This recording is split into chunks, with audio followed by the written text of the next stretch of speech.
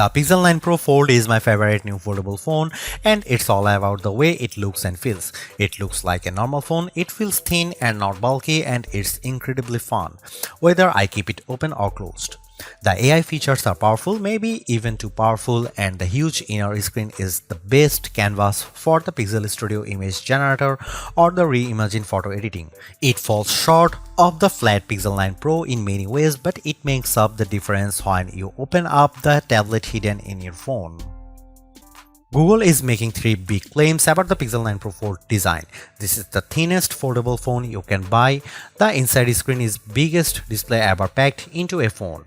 This is also the most durable foldable Pixel phone yet. At least one of those claims seems highly suspect. When I showed the Pixel 9 Pro Fold to iPhone toting friends and family, they were all amazed without fail. It's the first foldable that looks normal. They all said, how normal?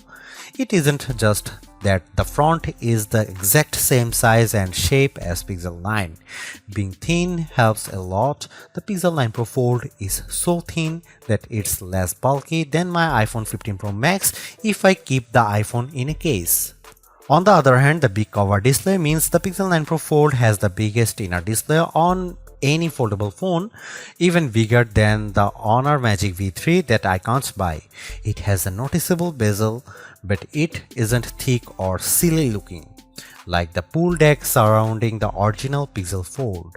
The crease on the inner screen is still a crease, just as with every foldable phone I have seen. The crease gets less noticeable with every new foldables, but it's still there.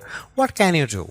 The Pro Fold does have the nicest hinge I have seen, with the fewest bits poking through the mechanism. The Pixel 9 Pro Fold has a normal cover display. It's the same display as on the Pixel 9, and sometimes being normal counts for a lot. On a foldable phones, it counts every time you don't feel like opening the phone. If the cover display is weird, the phone isn't as fun to use. The Pro Fold cover display is incredibly bright and colorful, and I could barely see the difference between these phones and my Pixel 9 Pro. The inner display is like a dream. It's nearly a square, so unfortunately movies don't usually fill the big screen, but videos and shows still look bigger and better inside than out. Web pages are much easier to read and navigate. Maps are an entirely new world of navigation, but photo editing is the star of the show. It's so much easier to edit photos on the big Pixel 9 Pro Fold inner display that I am surprised Google doesn't show every AI demonstration on its foldable. If you are questioning the fun and utility of AI tools before, seeing them on the big display makes things more clear. Whether I am chatting with Gemini, writing an email in Gmail, or adding a volcano to my photos of Central Park, the Pro Fold is the best Google phone to use by far. In bright outdoor light, the Google Pixel 9 Pro Fold excels. I used the phone extensively for photo work in bright sunlight along with all the other major foldable phones for comparison. The Pro Fold cover display was the easiest to see at full brightness, and it was the most intelligent when it came to activating the brighter screen modes. When it comes to foldable phone displays, more is better, and the Pixel 9 Pro Fold gives you more screen on the outside and inside, plus more brightness. It's the best foldable display I have used among the phones I can buy. The Google Pixel 9 Pro Fold can do everything the other Pixel 9 phones can do, and that means a lot of AI. The coolest and most advanced new features are probably the image making tools. You can now create images from scratch with Pixel Studio. There are limits on making images with humans, but anything else seems to be fair game. I love the suggestions Google offers in Pixel Studio. The results can be hit or miss, but they hit hard when they are on target. Following Google's lead, I made a fake CD, jewel case and all to replicate the on my college a cappella group produced in 90s. It was a total hit on my Facebook wall. I also made some violent images featuring Winnie the Pooh and Mickey Mouse. I have Winnie the Pooh doing drugs with ear and Mickey Mouse in images that would be offensive to a number of religious groups. I won't publish them here because they are horrible and there should be no way to easily create them, but apparently Google isn't so concerned. We'll see if there are stronger guardrails eventually, but at press time this is still possible. Right now it's so easy to make these images, I don't even have to say Mickey Mouse, I can just say Mickey and get a near perfect result.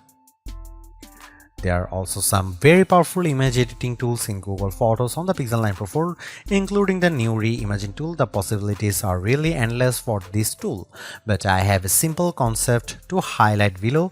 I took a basic set of train tracks that I came across in Stamford, Connecticut. I used Google Photos to remove the tracks and I gave myself a nice pond with a swan as well as an exclusive swimming pool. You can see the results below. Actually, that's not entirely true. See, the Google photo with the train tracks was also a fake. The original is the plain open field at Fort Stamford. As seen below, I added the train tracks with the Reimagine tool. They are so real that Google was able to follow the curve of the hill and Google added the shade from the tree onto the tracks. There's even a random fenced off area I didn't ask Google to make. My point is that this software is very good at what it does. It does a much better job than I ever could have managed using Photoshop.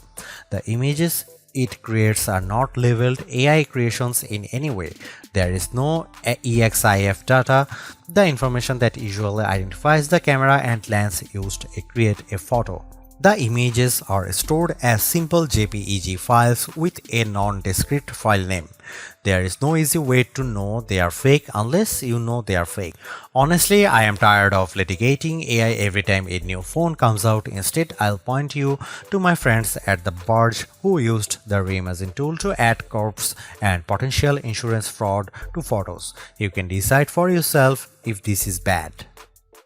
One of the cool things about the Pixel 9 lineup is the most affordable model has the same cameras as the Pro model. The Pixel 9 has the same 50 megapixel main camera and 48 megapixel ultra-wide as the Pixel 9 Pro and Pixel 9 Pro XL.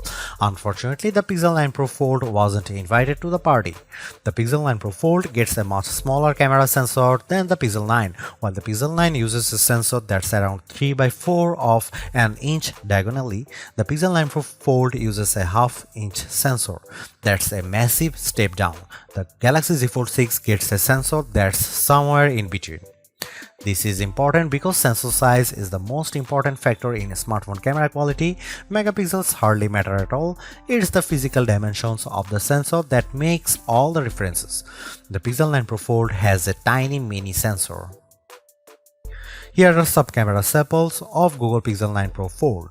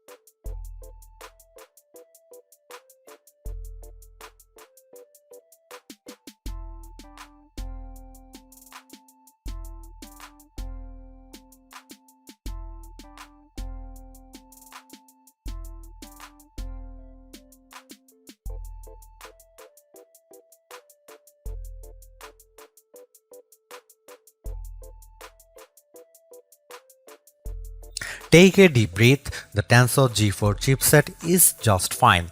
It isn't the fastest around and it might feel slow sometimes, especially if you try to multitask and run AI tools all at once. Still, there is nothing you can't do on the Pixel 9 Pro Fold.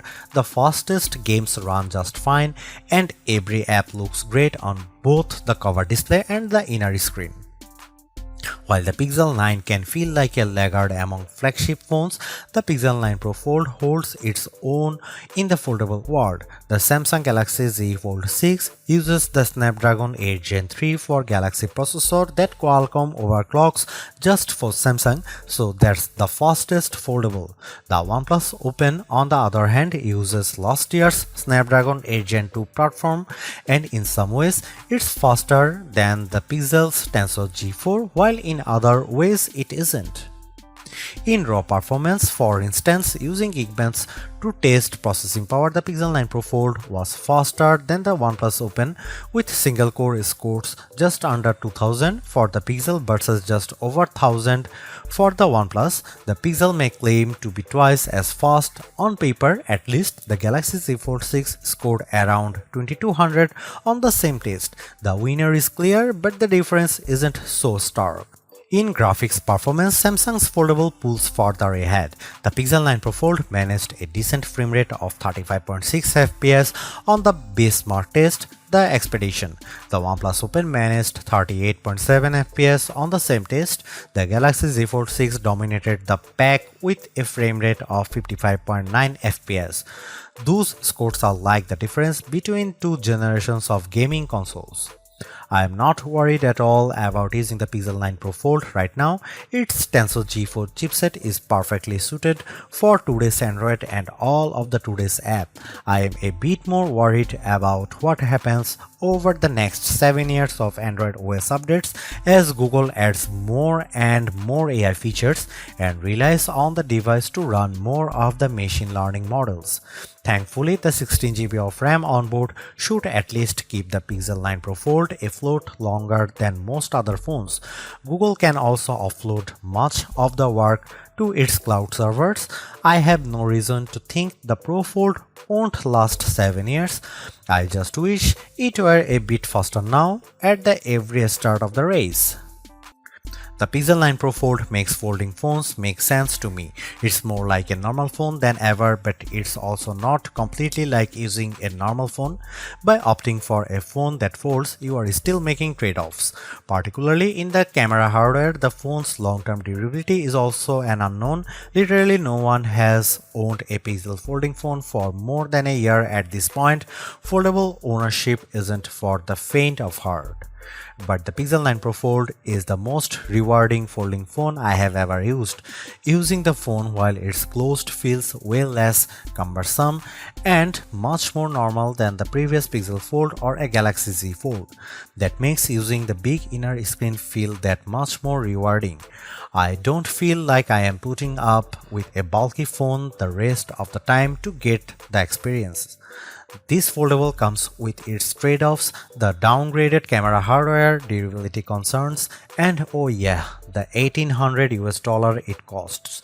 But I think Google made the right trade-offs here to optimize the inner screen experience. It's an experience that I'll miss when I switch back to the next slab style phone that I test. On that foldable fans and foldable curious will find very rewarding too, because goddamn, this is a nice phone.